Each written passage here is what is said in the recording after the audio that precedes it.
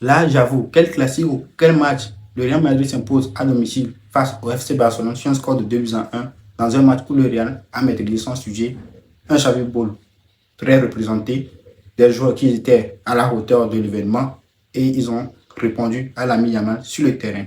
Salut les amis, bienvenue sur Bissactu pour une nouvelle vidéo. La référence, vous la connaissez déjà, un pouce bleu, abonnez-vous si ce n'est pas encore fait, laissez un commentaire et surtout n'oubliez pas d'activer la petite cloche de notification pour ne rien manquer de nos prochaines vidéos.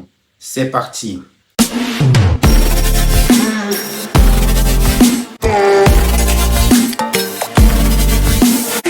Le Classico, c'est le match le plus suivi au monde. Le Classico, c'est le match qui rassemble tout un pays. C'est le match que tu sois au nord, au sud, à l'ouest, bien à l'est. Tous sont réunis le même jour pour regarder deux équipes, le Real Madrid et le FC Barcelone.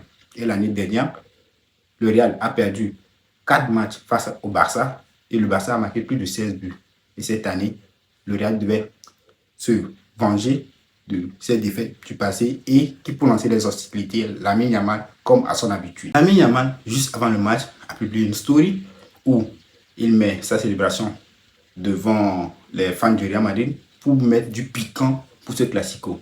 Et les joueurs du Real Madrid n'ont surtout pas apprécié tout d'abord sa déclaration lorsqu'il était sur le plateau de Kingsley où il a déclaré que le Real Madrid ne faisait que voler ses matchs et au finish, c'est eux qui se plaignent.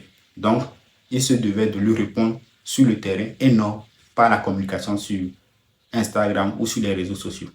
Mais tout d'abord, avant de commencer à parler du match, je voudrais dire merci à nos fervents supporters, à nos fervents ennemis de toujours et à toute la communauté barcelonaise qui, chaque week-end, espère que le Real Madrid va perdre et chaque saison en Ligue des Champions espère juste que le Real Madrid va perdre. Parce que, on le sait, depuis 2015, ils n'ont plus gagné de Champions League et le Real, à partir de 2014, ils ont gagné la dernière Champions League. Jusqu'à nos jours, ils ont encore gagné plus de 5 Champions League. Donc, vous voyez, dans la hiérarchie, ils sont au-dessus d'eux. Et ce n'est pas un fait que je suis en train d'inventer de toutes pièces. Les preuves sont là et il n'y a rien à dire là-dessus. Classico, c'est ce qui nous amène dans cette vidéo. Mais tout d'abord, laissez un pouce bleu pour que la vidéo soit référencée et pour qu'on ait une plus grande communauté qui va s'élargir via le biais de cette chaîne. On y va. Le Classico, c'est le match le plus regardé au monde. Et qui dit Classico, Real Barça, c'est toujours de l'intensité, c'est toujours de la ferveur autour de ce match. Et Lamine Yamal en a mis le paquet avant le match. Le match débute, 3 minutes de jeu. Lamine Yamal fauche Vinicius dans la surface. L'arbitre siffle penalty, mais il va vite changer sa décision par rapport à un appel de la VAR qui va lui indiquer que Lamine Yamal il touche d'abord la balle avant d'écraser la cheville de Vinicius Junior. Donc, il n'y a pas faute.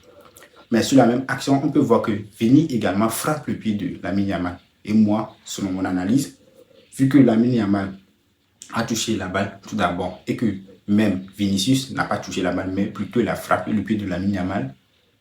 Donc, la première faute se devait d'être sifflée, celle de Vinicius Junior sur Lamine Yamal, parce que Lamine Yamal, il a touché la balle. Même si au final, il écrase la cheville de Vinicius Junior, cela n'empêche peu de siffler la première faute, qui était celle de Vinicius Lamine Yamal. Fait de jeu, décision respectée, et donc, ce qui va dans la logique du match. Le match continue, et quelques minutes plus tard, Kylian Mbappé plante sa première cible. Il marque, mais finalement, le but sera annulé pour un hors-jeu où il n'y avait même pas son pied qui était en avant, c'est juste une partie, parce que le pied était positionné latéralement, c'est-à-dire de profil, mais il n'y a pas son orteil qui était en avant, donc la ligne touchait juste le corps. Ce n'est même pas que la ligne traversait son pied, mais décision arbitrale, la VAR a dit qu'il était en position d'hors-jeu et donc le but a été annulé. Même si la décision était telle, rappelons que la règle dit quoi? Lorsque le joueur adverse, bien le joueur qui fait la passe en retrait à son gardien, c'est une passe involontaire, qu'elle soit involontaire ou volontaire. Lorsque le joueur adverse est en position d'hors-jeu, le joueur qui fait la passe à son gardien remet en jeu automatiquement le joueur qui était en hors-jeu. Donc, normalement, cette règle devait s'appliquer là-bas, mais elle ne s'est pas appliquée et on a considéré le fait que Kylian Mbappé est juste en ordre. Le match continue, Kylian Mbappé ne pouvait pas rester muet parce qu'il voulait répondre à tout prix à Yamal sur le terrain et qu'il devait changer également la tendance parce qu'on se rappelle tous, Lamine Yamal en 6 confrontations contre Kylian Mbappé a perdu toutes les 6 confrontations. Donc, pour la 7e confrontation, il fallait qu'il soit présent et qu'il réponde et qu'il fait un bon match. La saison dernière, il a marqué un triplé à Montjuic, mais le Real Madrid n'a pas suivi et donc c'était une défaite pour le Real Madrid. Cette saison, il se doit de marquer et de faire gagner le Real Madrid. Et ce qui a été fait hier, il a marqué, malgré que 2 buts lui soient refusés. Il a même raté un penalty, mais quand même il a marqué un but et le Real s'est imposé face au Barça dans un classico à Santiago Bernabéu. Kylian Mbappé marque son premier but dans le classico. Quelques minutes plus tard, il va encore marquer. Le but sera annulé. Comme je le disais, il a marqué 3 fois dans ce match et juste un but lui a été accordé. Ensuite, sur une perte de balle d'Arda Güler qui devait vite relancer la balle pour faire dégager la balle en touche, a hésité et donc ce moment d'hésitation a permis à Pedri et Fermin Lopez de mettre la pression sur lui et il a perdu la balle, ce qui a conduit au but de Fermin Lopez, l'un des joueurs barcelonais que moi je redoutais plus dans ce classico. Moi, j'avais pas peur de Lamine Yamal. Je l'avais dit en pré-match que Lamine Yamal, c'était pas quelqu'un qui va poser du problème au Real Madrid dans ce match. Plutôt, faisons attention à Fermin Lopez. J'ai eu le temps de bien analyser le match parce que je devais faire cette vidéo depuis hier. Mais non, je me suis dit, il faut avoir toutes les informations à sa disposition, faire une bonne vidéo avec des images et des preuves à l'appui et faire un bon débrief. Aujourd'hui, le débrief, ça va durer trop longtemps, mais on va essayer de tout dire et de parler de tout ce qui s'est passé bien, comme tout ce qui s'est passé de mauvais dans ce match. Donc, restez branchés et n'hésitez pas à toujours à me donner de la force à travers des commentaires, des likes, vos remarques et abonnez-vous. Tout juste avant la mi-temps, le Real va reprendre l'avantage sur un débordement de Vinicius Junior qui va centrer sur l'autre côté. La balle revient et sur un autre centre que Eder Militao va dévier.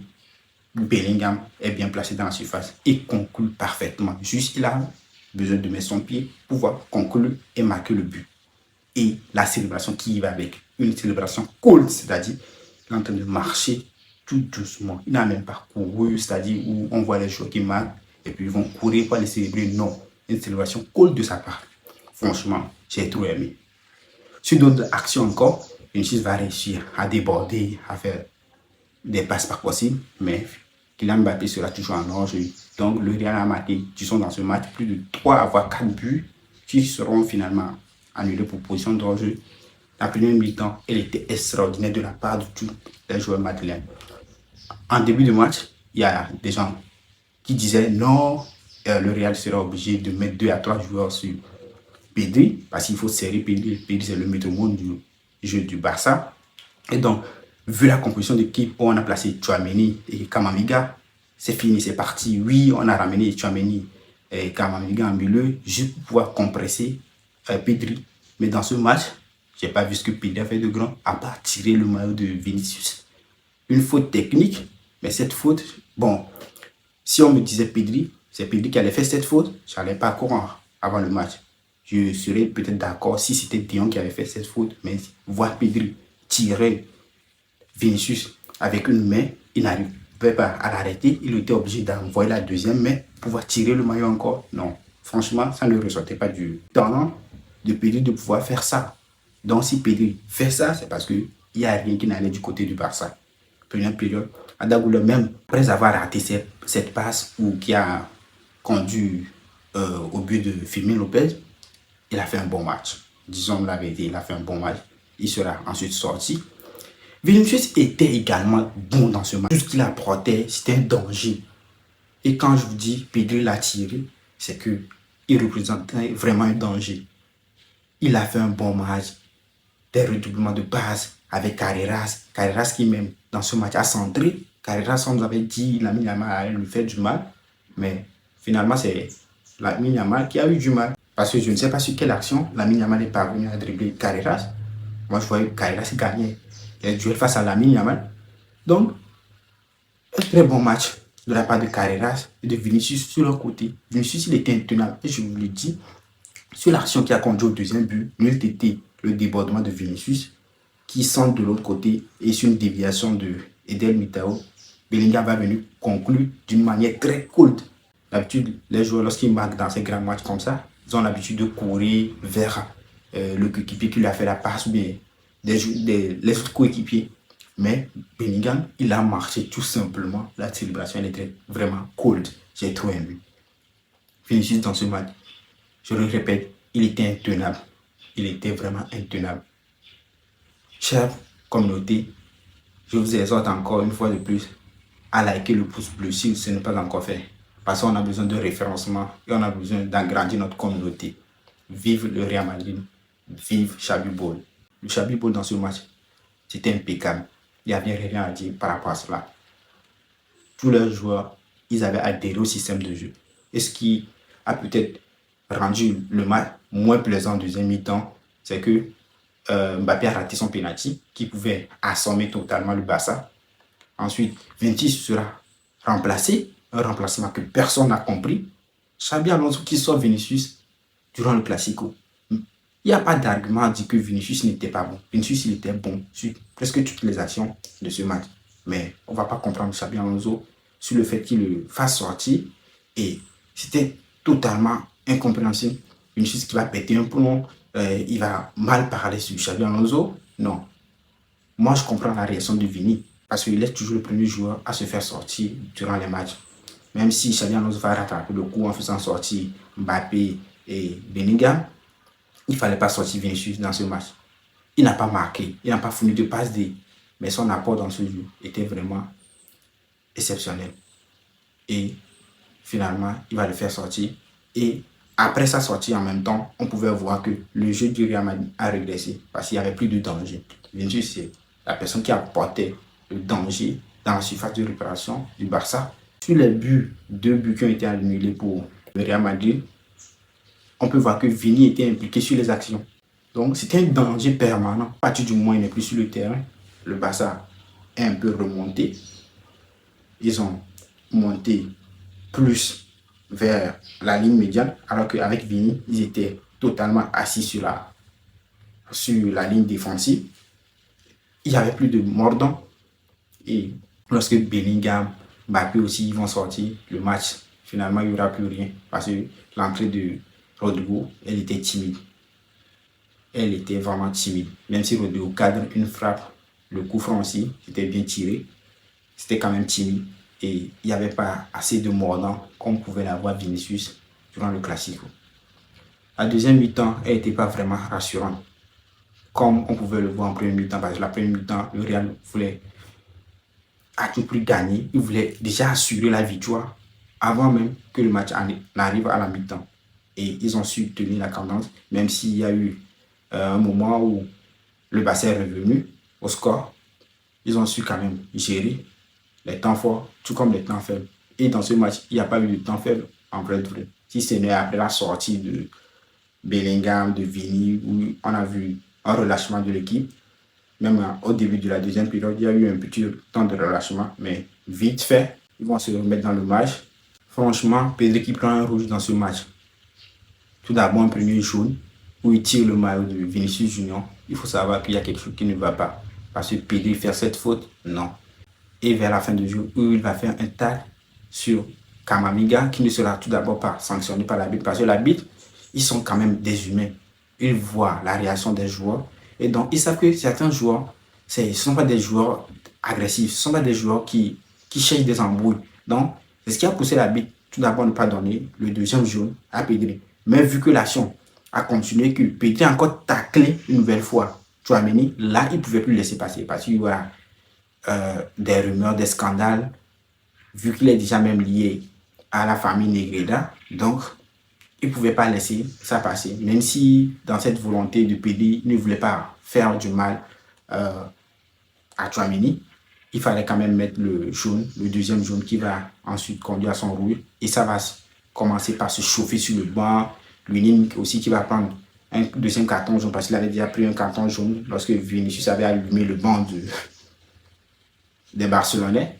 Donc, il va prendre le deuxième carton jaune. Et tout va s'emballer dans ce match où il y aura la bagarre, ça va s'échauffer entre les bancs, des joueurs qui répondent, Militao qui va sortir du terrain, il va ensuite découper d'un carton jaune, tout va partir en couille vraiment.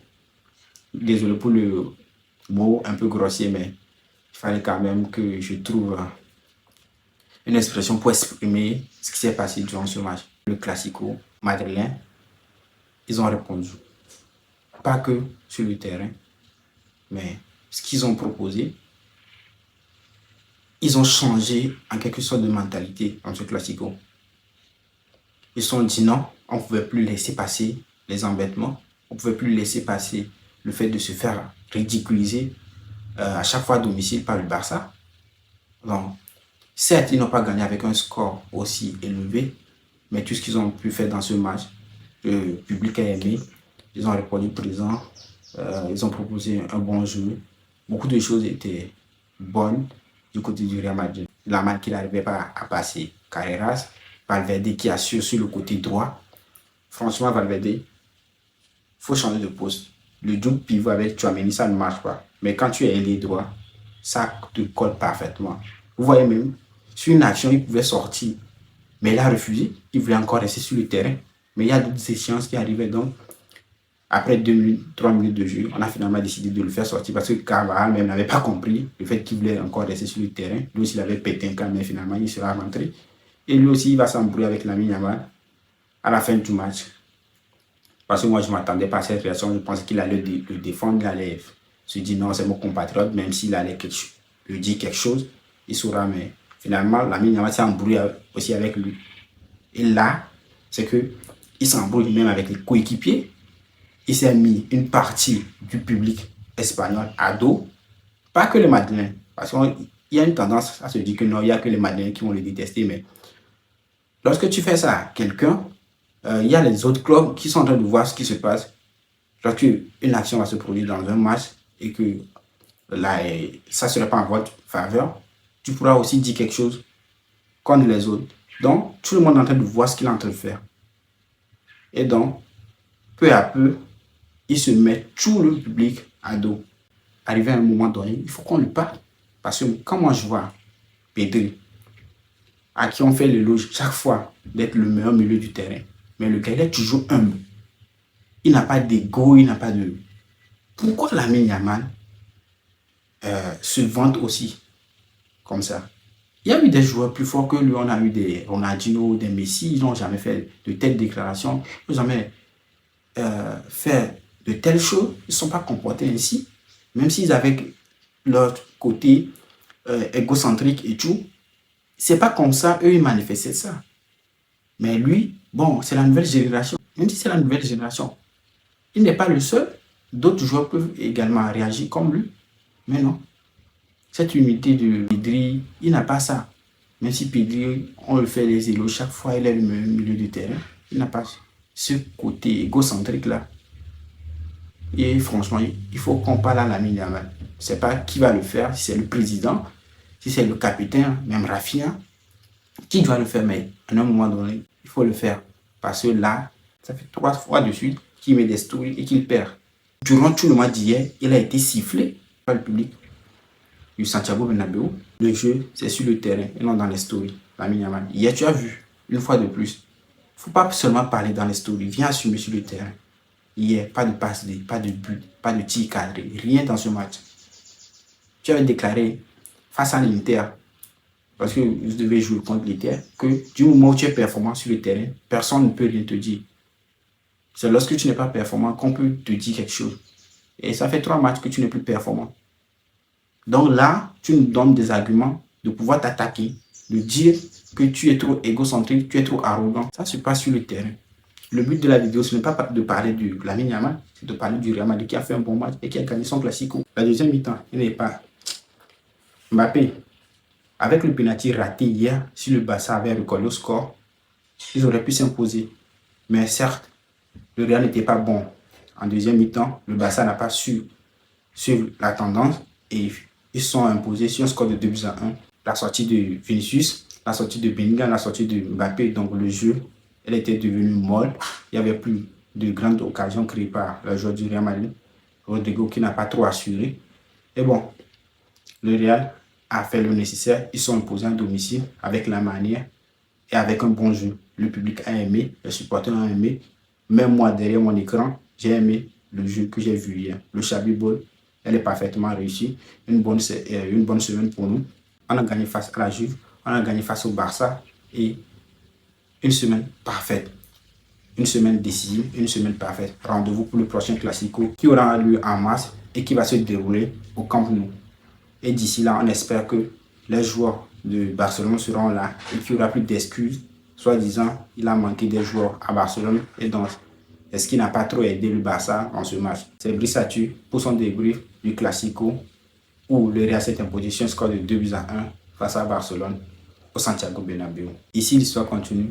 Abonnez-vous pour la suite. Surtout, n'oubliez pas d'activer la cloche de notification pour ne rien manquer de mes prochaines vidéos.